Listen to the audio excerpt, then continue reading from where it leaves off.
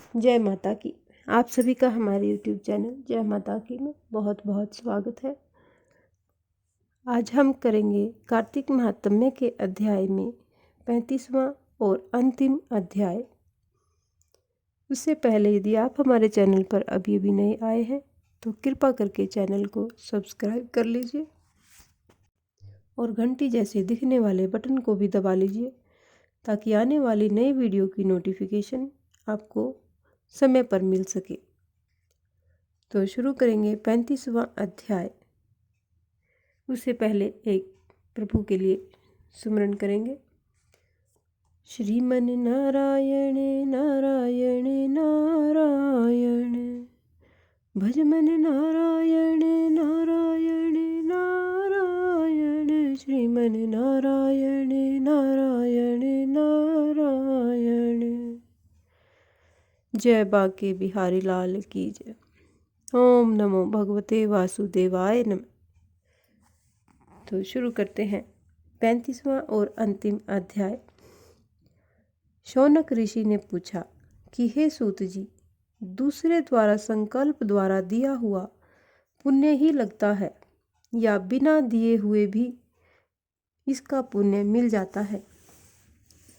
तब सूत जी ने कहा, पाप तथा पुण्य दोनों बिना दिए हुए ही मिलते हैं। सतयुग में एक का किया हुआ पाप तथा पुण्य कर्म सारे देश को, त्रेता में ग्राम को तथा द्वापर में कुल को मिलता था, परंतु कलयुग में केवल कर्ता यानी करने वाले को ही पाप और पुण्य मिलता है।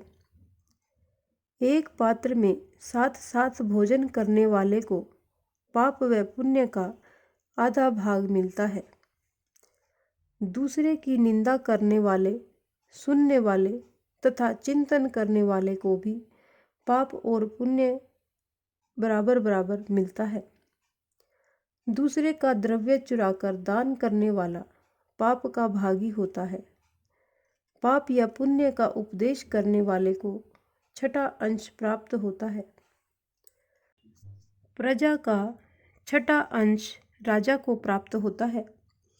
इसी प्रकार शिष्य से गुरु, पिता से पुत्र तथा स्त्री को पति से छठा अंश प्राप्त होता है, परंतु स्त्री पति का आधा पुण्य पाती है। इस प्रकार बिना दिए हुए भी एक दूसरे को पाप तथा पुण्य की प्राप्ति होती है। इस संबंध में अत्यंत पुण्य देने वाला एक प्राचीन इतिहास सुनो। उस समय उज्जैनी नामक नगरी में धनेश्वर नाम का ब्राह्मणोचित कर्मों से रहित, जुआरी, मदिरा पीने वाला, वेश्यागामी, रस कमल तथा खाल बेचने वाला अत्यंत पापी ब्राह्मण रहता था। वह क्रय विक्रय हेतु यानी खरीदने और बेचने के लिए कई नगरों में घूमता फिरता महिष्मती नगरी में आ गया और वहां पर 1 मास तक ठहरा। एक दिन नर्मदा नदी के तट पर उसने जप तप करने वाले ब्राह्मणों का पूजन तथा सायंकाल शिव का दीपदान महोत्सव भी देखा। उसी रात्रि को एक सर्प ने उसे काट लिया। तब कुछ मनुष्यों ने उसके मुख में तुलसी दल तथा नर्मदा जी का जल डाल दिया। इसके पश्चात उसकी मृत्यु हो गई और यमदूत उसे मारते पीटते हुए यमराज जी के पास ले गए।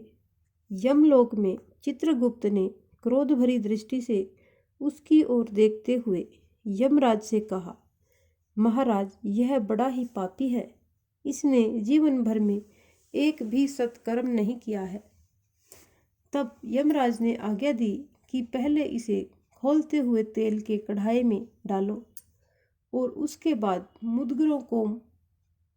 मुदगरों से मारकर उससे इसका कुंभी पाक नरक में डाल देना। परंतु जब उसे खौलते हुए तेल में डाला गया तो तेल एकदम शीतल हो गया। जब यह बात यमराज ने सुनी तो वे आश्चर्यचकित हुए।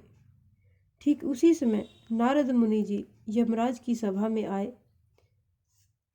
और उन्होंने जब यमराज के पूछने पर नारद जी ने कहा, धनेश्वर महापापी होने पर भी कार्तिक मास का व्रत करने वालों के सत्संग के प्रभाव से पुण्यात्मा हो गया है।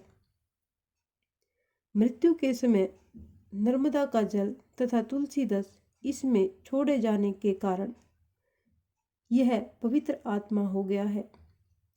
श्री विष्णु जी का नाम भी इसके कानों में पड़ा, बस इसी कारण इसके सारे पाप क्षय हो गए हैं, यानी इसके सारे पाप समाप्त हो गए हैं। इतना कहकर नारद जी ब्रह्मलोक को चले गए। इसके पश्चात धनेश्वर कुबेर का अनुगामी धन यज्ञ हुआ, जिसके नाम से अयोध्या नगरी में भगवान गदाधर नाम का तीर्थ विख्यात हुआ। सूत जी ने अंत में कहा कि हे ऋषियों, किसी इच्छा अथवा लालच से किया गया पाप गीला तथा कामना रहित पाप सूखा कहा जाता है। इस कार्तिक मास के व्रत के प्रभाव से मनुष्य द्वारा किए गए गीले या सूखे अर्थात सभी पाप नष्ट हो जाते हैं।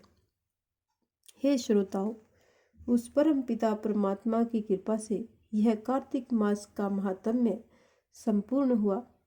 जो इसके अनुरूप आचरण करेगा वह तो जीवन में सभी सुख और जन्म में मोक्ष को प्राप्त होगा ही, श्रद्धा पूर्वक इसको पढ़ने, सुनने और सुनाने वाला भी असीम पुण्य फल का भागीदार होगा। इस प्रकार ये कार्तिक महात्म्य का यहीं पर समापन होता है।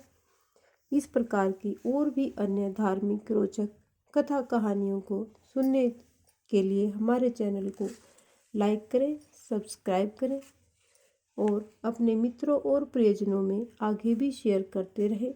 जय माता की।